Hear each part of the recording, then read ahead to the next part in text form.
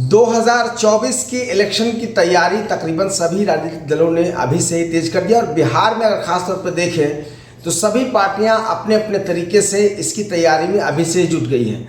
RJD हो, चाहे Congress party हो, चाहे भाजपा हो, चाहे सीपीआईएम हो, सभी लोग अपने अपने नेता को लेकर जो है कि क्षेत्रों में जनता के बीच जा रहे हैं और भी कई मुद्दे हैं। उन पर खास बातचीत करने के लिए हमारे साथ आरजेडी के वरिष्ठ नेता और मनेर के विधायक हैं भाई वीरेंद्र जी, उनसे बातचीत करेंगे। सर, 22 कोप न्यूज़ में सबसे पहले आपका स्वागत है। आपको भी बहुत धन्यवाद। सबसे पहला सवाल सर कि जिस तरीके से अब इलेक्शन का वक्त आ चुका है, धीरे धीरे सभी जो नेता हैं, जो पार्टी के तमाम नेता हैं, जनता के बीच जाने की शुरुआत हो गई है।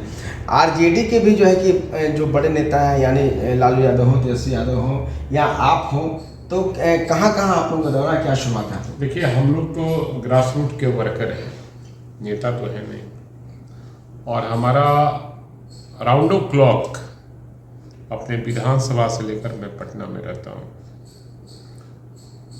और हमारे नेता आदरणीय लालू प्रसाद यादव जी स्वस्थ हो गए हैं, और हमारे नेता और बिहार के उप मुख्यमंत्री तेजस्वी प्रसाद यादव लगातार पार्टी के लिए और महागठबंधन के लिए और अपने विभागों के लिए काम के लिए जाने जाते हैं।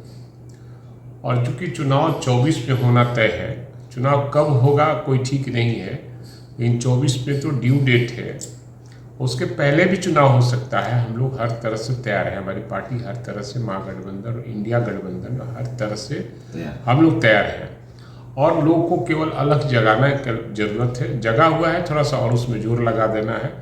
इंडिया गठबंधन का 40 से 40 सीट बिहार में आए।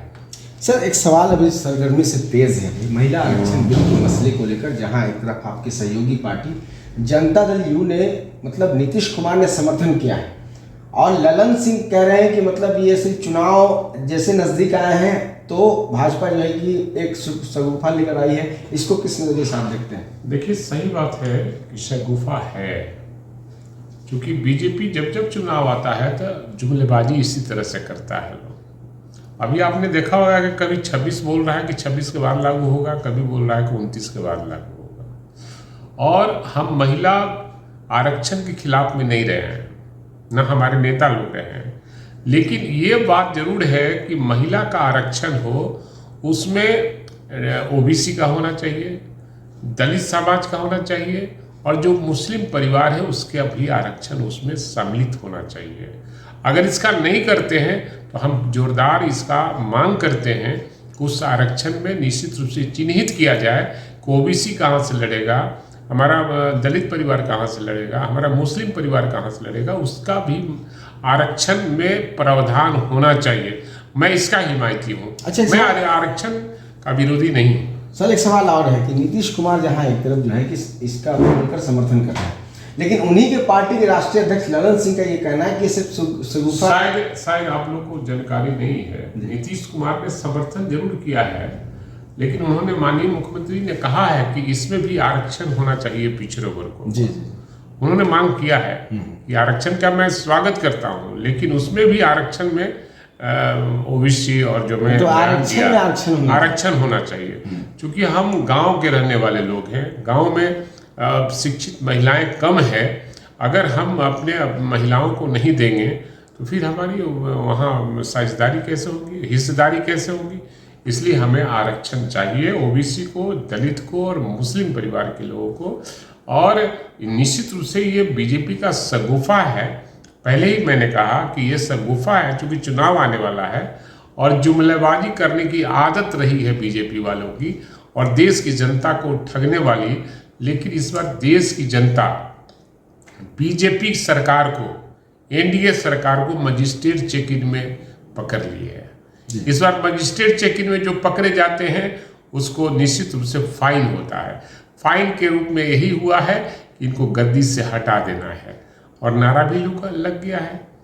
आप तो जानते हैं, बिहार का इतिहास जानते हैं, बिहार के लोग जब जब अंग्रेजी लेते हैं तो देश में परिवर्तन होता है। सर, एक सवाल और, महिला आरक्षण बिल के मामले में कई लोगों का यह भी कहना है कि ये सिर्फ बिल जो पास हुआ है, अगर पास होता है, क्लियर हो जाता है, तो ये सिर्फ बॉब कट और अमीरों के जो महिलाएं हैं उन्हें ज़्यादा फायदा होगा।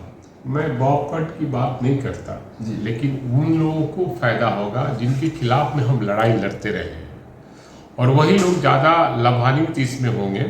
वैसे लोग का हम बॉयकॉट ये सब भाषा नहीं बोलते, लेकिन हम चाहते हैं कि गरीब की महिलाएं, जो दलित की महिलाएं हैं, जो अल्पसंख्यक की महिलाएं हैं, जो ओबीसी की महिलाएं हैं, उनको आरक्षण मिलना चाहिए ताकि उनकी भी हिस्सेदारी उसमें बने। जल्द चुनाव हो, खासतौर पे पिछले दिनों आपने सुना होगा कि बीजेपी के जो सम्राट चौधरी हैं उन्होंने साफ तौर पे नीतीश कुमार जी को कहा कि जल्द आप चुनाव कराइए और विधानसभा भंग कीजिए। सवाल है कि अभी 2 साल बाकी है और किसी के कानून बनाने से एक बार चुनाव पूरे देश में नहीं होने वाला है। आपने आज बिल लाया, महिला बिल, कल से कल लागू हो जाएगा क्या? कल से लागू नहीं ना होगा। कभी आप कह रहे हैं कि 26 से लागू होगा, कभी कह रहे हैं कि हम 29 से लागू करेंगे। तो एक नेशन एक चुनाव, तो एक नेशन एक इकोनॉमिक होना चाहिए, एक एजुकेशन भी होना चाहिए, 1 नेशन 1 एजुकेशन भी होना चाहिए। इसी तरह का हर तरह होना चाहिए। अगर ये लोग केवल शगुफा छोड़ने के आदी रहे हैं और हमेशा जुमलेबाजी करते हैं और अपने वादे को हमेशा कहता है कि तो जुमला था। अच्छा, सवाल और है सर कि नीतीश कुमार जी जिस तरीके से अभी राजनीति कर रहे हैं, आप लोग पे देख सकते हैं, खासतौर पे G20 की मीटिंग के बाद जब दिल्ली से नीतीश कुमार जी पटना पहुंचे हैं प्रधानमंत्री से मुलाकात करने के बाद, तो उनका स्टाइल और राजनीतिक तेवर थोड़ा बदला नजर आ रहा है, क्या कुछ कहेंगे? ऐसा कुछ नहीं, ऐसा कुछ नहीं। और इंडिया गठबंधन एकदम एकजुट है और हमको लगता है कि ये प्रचार मोदी मीडिया के द्वारा किया जा रहा है और मोदी मीडिया हमेशा लोगों को गफलत में डाल।